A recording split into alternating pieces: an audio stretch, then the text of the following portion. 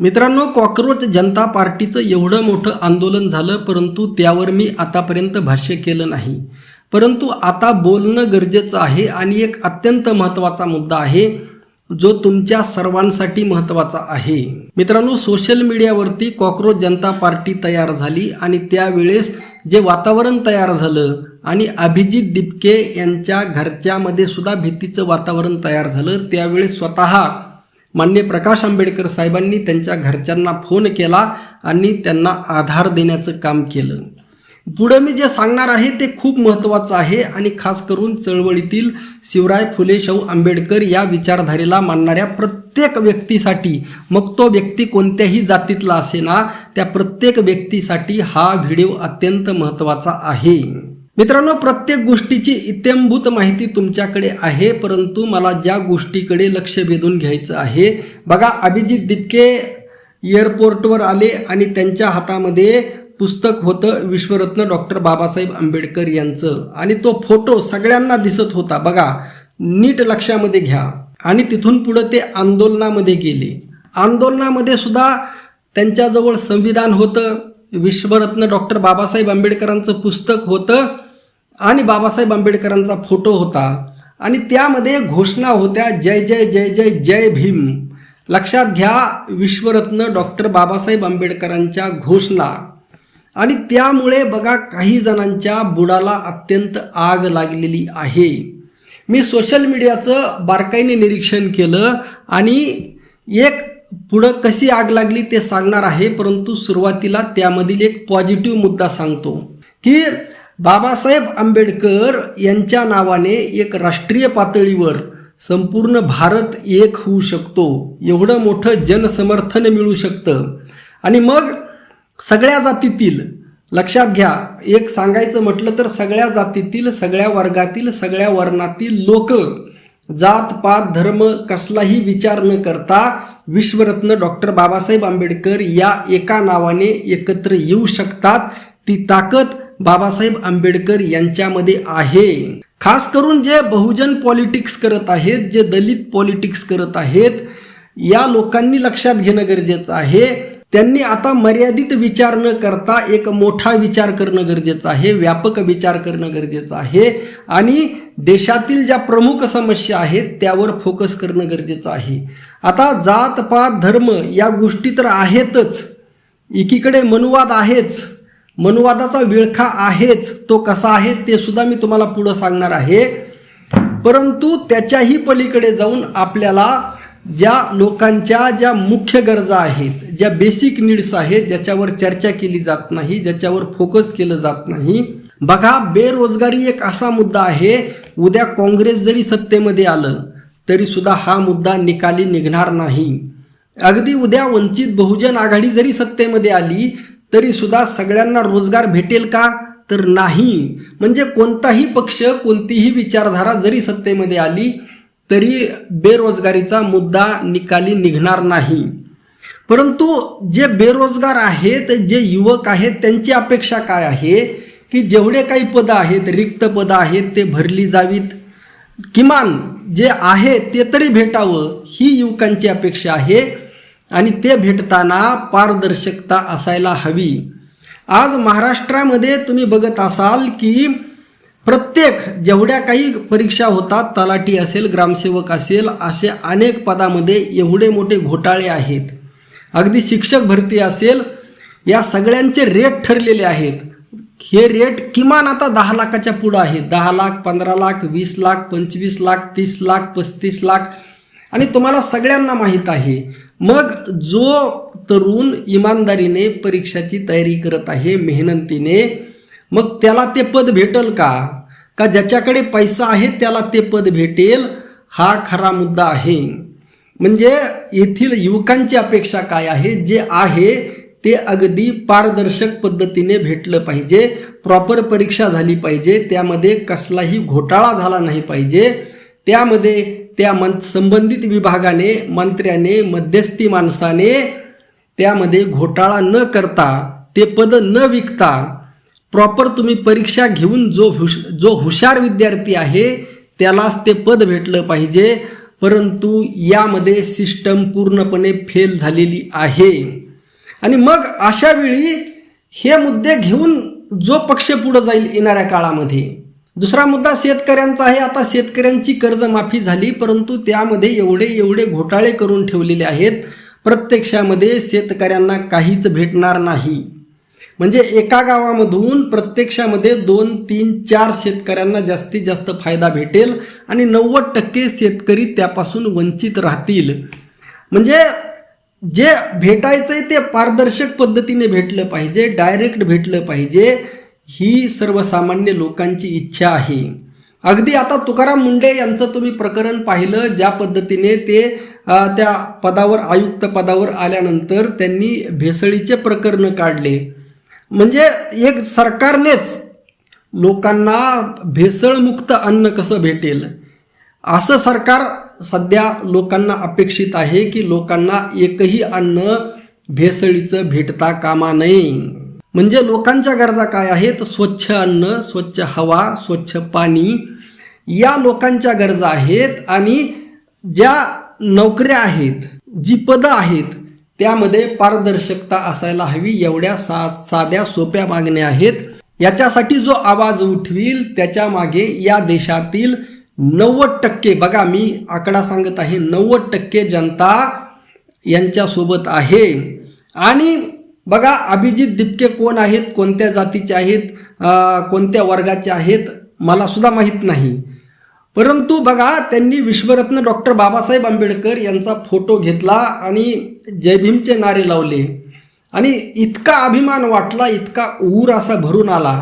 आणि खास करून त्यामुळेच म्हटलं मी की जे बहुजन पॉलिटिक्स करत आहेत या लोकांनी लक्षात घेणं गरजेचं आहे की 3-3.5% असणारा वर्ग, बघा 3-3.5% असणारा वर्ग आज या देशावर राज्य करत आहे.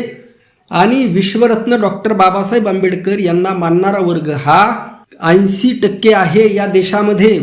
अजून 15% इतर सोडून द्या, 3% सोबत मिसळलेला, परंतु 80% वर्ग डायरेक्ट, अगदी डायरेक्ट बाबासाहेब आंबेडकरांना इतका मानणारा आहे की बाप मानणारा आहे. आणि मग असं असताना हा वर्ग सत्तेपासून, या व्यवस्थेपासून वंचित का आहे? आणि मग हा जो 3% वर्ग आणि इतर 17% वर्ग, 20% वर्गाच्या बुडाला मिरच्या लागलेल्या आहेत. आणि अशा अनेक व्हिडिओ, अशा अनेक पोस्ट, अशा अनेक कॉमेंट मी पाहिल्या. आणि त्यांना हे पचलेलं नाही की बाबासाहेब आंबेडकर यांचा फोटो घेऊन एक राष्ट्रीय स्तरावर एवढं मोठं आंदोलन उभा राहतं आणि त्याला करोडो लोकांचा पाठिंबा भेटतो. त्याचे फॉलोअर्स अगदी भारतीय जनता पार्टीपेक्षा जास्त होतात, त्याचे फॉलोअर्स काँग्रेसपेक्षा जास्त होतात. म्हणजे बघा, म्हणजे बाबासाहेब आंबेडकर या नावामध्ये किती ताकद आहे ही आपल्याला कळलेली नाही. आणि ही ताकद लक्षात घेणं गरजेचं आहे. म्हणजे चूक नेमकी कुठं होती हे लक्षात घेणं गरजेचं आहे. ते 3-4% आहेत ते पूर्णपणे संघटित आहेत. आणि त्यांनी जे नादाला लावलेले आहेत आपल्यातले 17-18% हे सगळे लोक संघटित आहेत, ब्रेन वॉश झालेले आहेत. हे पूर्णपणे मनुवादाने भारून गेलेले आहेत. अगदी आता उत्तर प्रदेशमध्ये आम्ही काही व्हिडिओ पाहिले, अगदी तिथं दलित युवकांच्या हातामध्ये त्यांनी मनुस्मृती दिलेली आहे. आणि मनुस्मृती कशा पद्धतीने चांगली आहे हे अगदी दलित युवकांना जर पटवून दिलं जात असेल, म्हणजे बघा, म्हणजे दिशाभूल करण्याचे नवनवीन तंत्र हे ह्याच्यामध्ये आणतात. तुकोबारायांनी ज्या पद्धतीने सांगितलं की हे शब्दोच्छल करण्यामध्ये, शब्दांचा खेळ करण्यामध्ये हे लोक पटाईत असतात. आणि इथं आपण कमी पडत आहोत. आणि तुकोबारायांनी सांगितलं, आम्हा घरी धन शब्दांचीच रत्ने, शब्दांचीच शस्त्रे यत्न करू. ही लढाई शब्दांची आहे त्यावेळेस तुकोबारायांनी सांगितलं. आणि तीच लढाई, ज्ञानाची लढाई, बाबासाहेब आंबेडकर म्हटलं की आपल्यासमोर एकच शब्द येतो, तो म्हणजे ज्ञान. आणि ही लढाई ज्ञानाची लढाई आहे. वारकरी संप्रदायाने सुद्धा तेच सांगितलं, नाचू कीर्तनाचे रंगी, ज्ञानदीप लावू जगी. आणि मग आपल्याला ही शब्दांची लढाई लढण्यामध्ये आपण कमी पडत आहोत.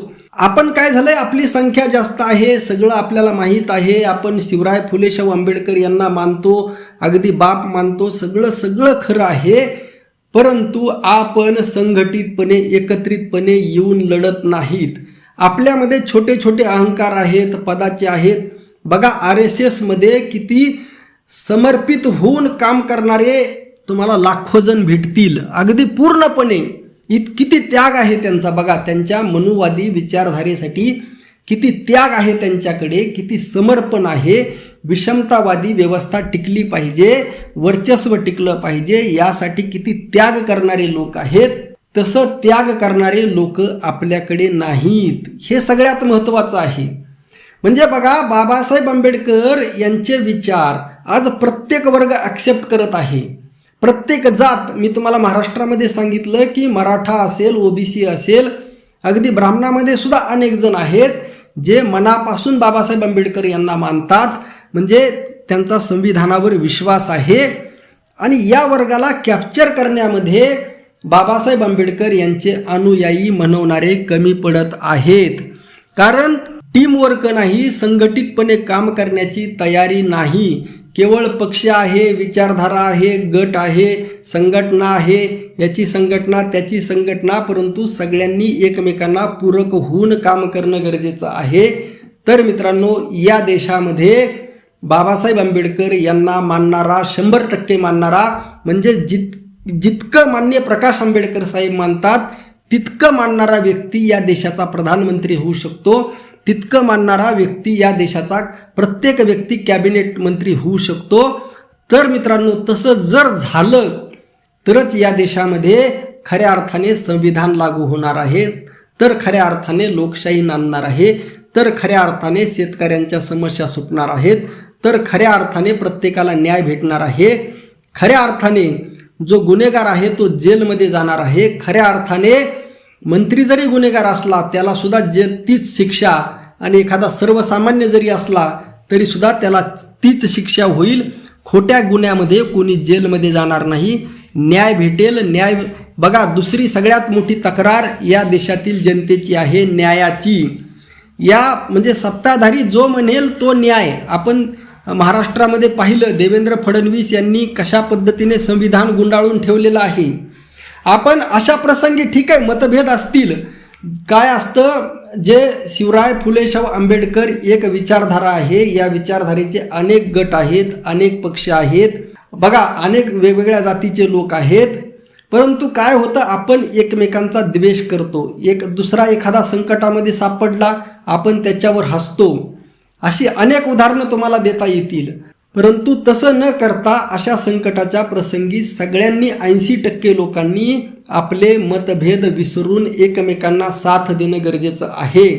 आणि हे पदासाठी याच्यासाठी काम न करता आपल्या विचारांचं राज्य कसं येईल यासाठी समर्पित हजारो कार्यकर्ते जोपर्यंत निर्माण होणार नाहीत, प्रत्येक यासाठी पूर्णपणे वेळ देऊन समर्पित पद्धतीने काम करणारे प्रत्येक तालुक्यामध्ये 100 कार्यकर्ते असणं गरजेचं आहे.